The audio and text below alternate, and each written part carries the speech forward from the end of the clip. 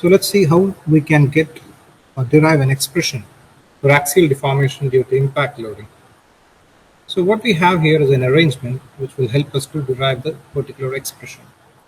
So here we have a rod which is having a cross-sectional area of A, length L, which is connected to a collar at one end, and the other end is fixed.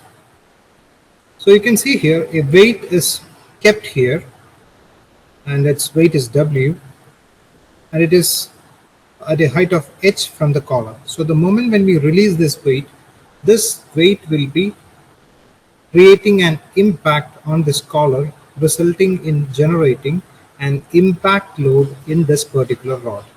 And we are trying to get an expression using which we can have the magnitude of deformation this particular rod will be subjected to. So to do that, we need to think about the basic concepts. So let's think that because of the application of this particular weight, this collar or this rod gets elongated by an amount delta. Okay, so delta is the deformation for this entire system due to this impact load.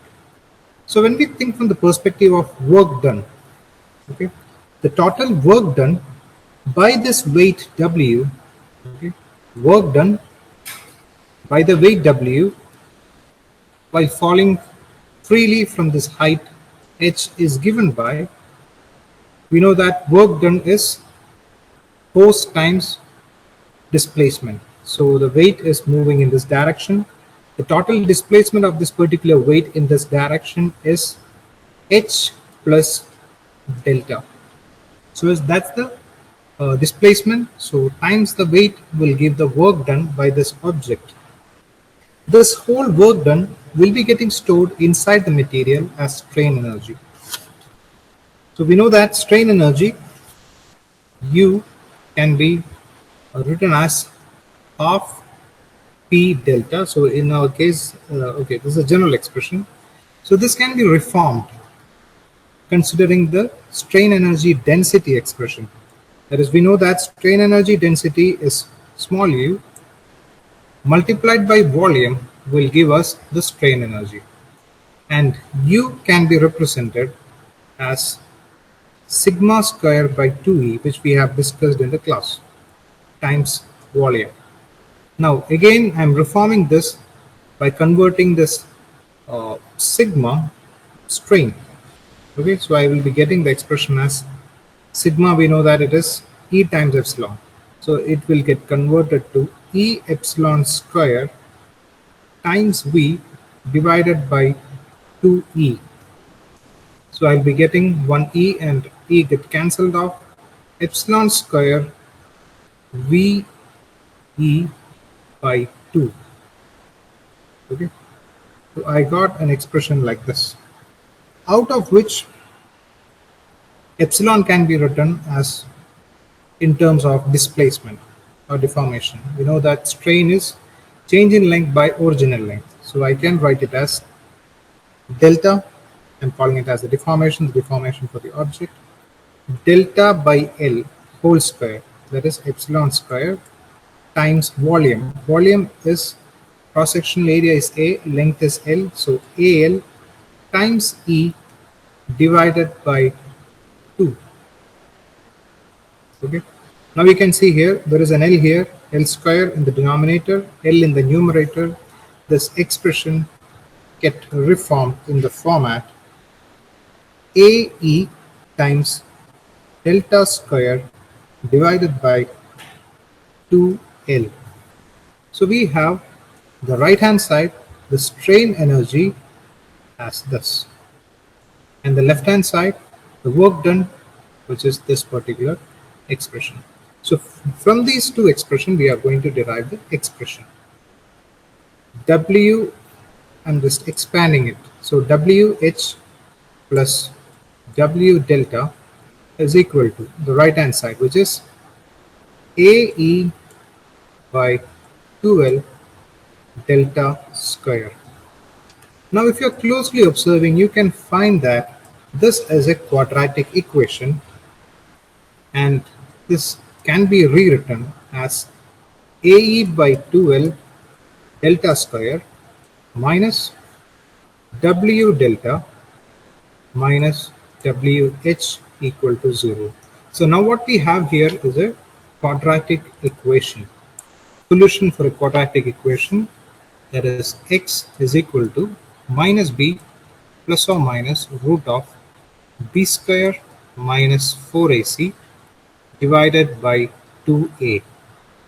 And in here, this is our a and this is our b, and this whole thing is our c. So we can try for the solution. So delta is equal to minus b.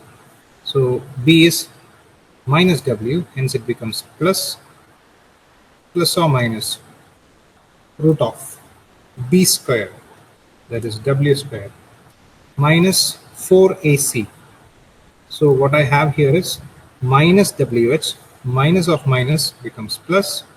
So wh, then ae by 2l times 4.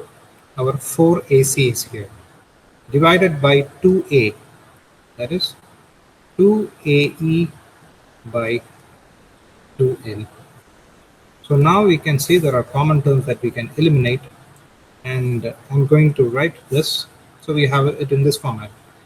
Now I'm going to think about the general case. When a gradually applied load is acting on a system, we know that the deformation delta, I'm calling it as delta static, that is delta st, which is a deformation due to gradually applied load. We know that the expression is PL by AE.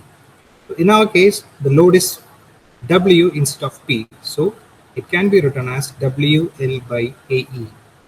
So now we are going to make use of this expression along with what we got to calculate the final expression.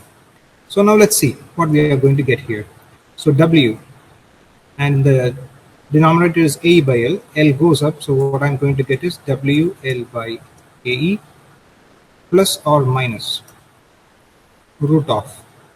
When this AE by L is taken into the square root, this term needs to be squared, so what I'm going to get is W square L square by A square E square.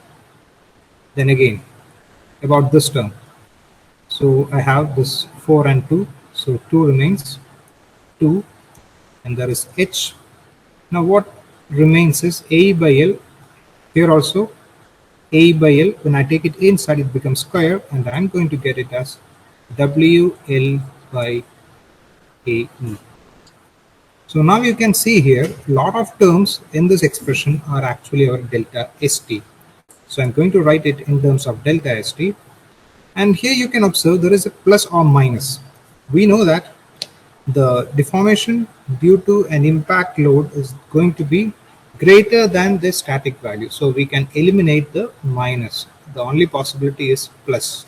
So I can write it as delta ST plus. I have eliminated the minus because it's going to be always greater than the static value. So plus root of.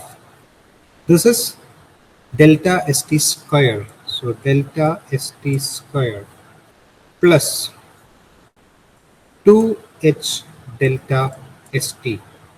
So that's our expression for the elongation due to that impact load delta. So delta is equal to delta ST plus root of delta ST square plus 2H delta ST. So there are a lot of delta ST, so I'm taking them as common. So delta ST, then 1 plus root of 1 plus 2H by delta ST. And that's the expression for calculating the deformation due to an impact load. Delta, okay, I can write it as delta impact is equal to delta ST times 1 plus root of 1 plus 2H by delta ST.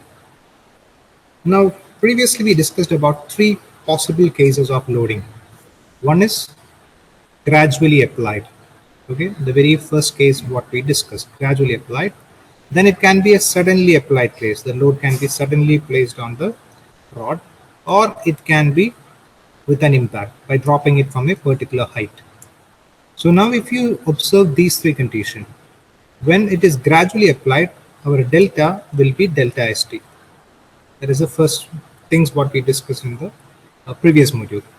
Now when we talk about suddenly applied means it is not with an impact. So automatically in the expression H will be 0. There is no free fall as it is suddenly applied, not with an impact.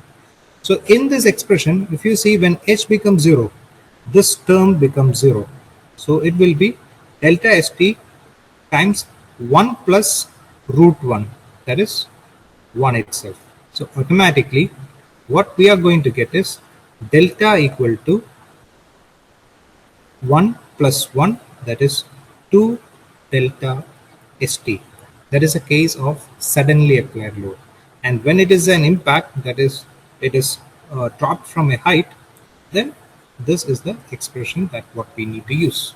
Particular expression relates all the different possible conditions, whether it is gradually applied, suddenly applied, or with an impact. So as the deformation values are different, so will be the stress generated. Okay, the stress generated depends upon the strain, and strain depends upon the deformation. So they are interlinked. So if we have the values of the elongation, then from that value we can calculate the value of the stress developed.